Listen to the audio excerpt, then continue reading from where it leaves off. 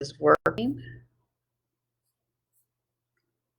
This version is new to me. Oh, I guess we're working. Anyway, yes, I think it might be working. Anyway, um, today I thought I have put up 2 different chairs to play with in movement. I know a lot of us are moving in our own homes, and many of us are working with others in our own homes. So it's important to use what's in our home to create creativity, um, give us self space for exploration. And many of us might be sitting in a chair at the computer as well. So, depending on how close or far away you want to be, and I put the chairs further away, but I'll just bring them in closer. So, this is just a dining room chair. This is one of my yoga chairs, but a lot of people might have a folding chair anyway. The thing that makes a yoga chair unique is the space under it. So you can do inversions, putting your head under. So I use that a lot for that. But if I'm sitting up in a chair, I might have to, you'd have to play with your client how far they are away. Now, I don't know if you can see my feet, but I always have a hard time putting my feet on the floor, so I have to sit at the edge of the chair. Now, for me, on the yoga chair, it's a little bit lower, a little bit setting here. Now, I did a previous video a while ago about, moving on a chair. And we all know that we can sit in a chair and find ways to move the body, whether it's, a little bit of moving through the spine or stretching out legs and arms, so there's various ways, because many of us have worked with people who need to be in chairs because maybe they're less stable. And if you've done any workshops with Parkinson's, the Dance for Parkinson's, they do a whole lot of things in a chair. So there's a lot you can do just moving in the chair, and I've probably covered some of these, and right now I'm using 2 chairs. So, but most likely people are going to have chairs or a bench at home or a stool, so you can see what's in their home when you're working with them. For you, of course, I would recommend just taking time to play with whatever you have. And of course, you can stand up and use the chair for support. Now, again, safety is important, so you make sure it's stable. Now, these aren't too stable because I'm out in the middle of the carpet and the rug. If I wanted it more stable, I would put it evenly, and then you might ask people to press down. So you can start to play with how you can move with the chair or move around the chair, and how you create perhaps playing with space that way. But also maybe you're working on something to do with balance. So chairs are great for playing with that, playing with balance. Now, I really, just going to go back and forth. I really like playing with the yoga chair because, as you see, it's got space here, it's got space there. But, there's a lot I can do as long as, that's the issue with the folding chair, is that it could fold up on me, and I don't want that to happen. But right now, because I'm sitting smack in it, it's not going to do that. So the thing that was really fun for me to play with the other day was I found myself laying on the chair and really finding I could fly.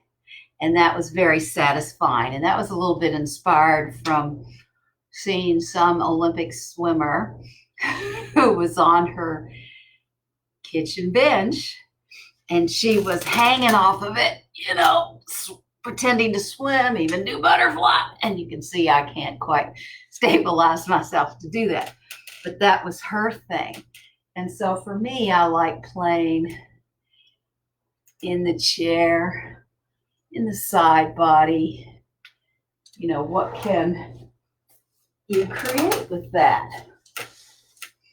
Just moving around the chair, and how many different ways can you move, but also finding that stability just so that the chair doesn't fall on you. And then, of course, with a folding chair, I might have to tilt my camera forward a little bit. With a folding chair, you're able to, fold it and then lay on the floor and play. I have to thank my friend Juliet Kirkwood for moving with a chair and inspiring me. So it inspired me to play with this. So if one of your clients has a folding chair, you can play with different ways that it's folded. And so I can play with it with my legs. But you also, of course, want to keep reminding safety. You want to have the space around you so that, you might have pillows if they have pillows around them. But you just want it to be so that they're not hurting themselves. And of course, you don't want to do this with people who might hurt themselves. But if you want to take some kind of risk, playful risk, you can ask them, well, if I got a chair like this, how many different ways could I move with it? And then, of course, you can hide behind the chair. You can bring it into your body. Or what I think is really cool is when it becomes your dance partner. It's not going to have the flexibility or malleability of a person dance partner, but a folding chair. And this happens to be, I said, a yoga chair, but I used to have some old folding chairs. I don't seem to have them anymore. But, you can start to play with how do you partner with that chair? What kind of relationship do you have with that partner? And then it can become a whole different ball game. And I remember seeing Juliet spinning the chair around, and I was quite surprised. She had a big plastic chair, but even a chair like this, if you've got the space for it, you can play around that. But again, you have to work within people's, movement capacities and also safety. And when I started working with chairs, it really was that the person couldn't be very stable standing or could not do movement for long periods standing. So the chair became a great place to begin and end movement, or maybe even have the movement theme, because there's so much you can do with a chair. The simple thing is having the stability in your sit bones and your pelvis and moving off of that. But then, you can let the chair support you in different ways and feel what that feels like. The thing I loved about having two chairs was then I can lay across two chairs and find some real comfort.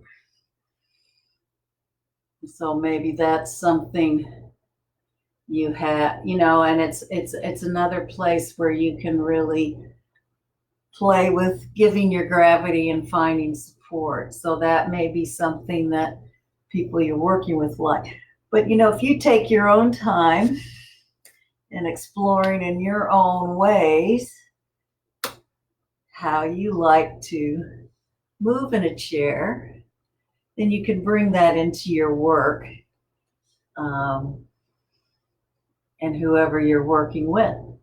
So this is just a little taster to get your creativity flowing. And because I've liked moving in a chair.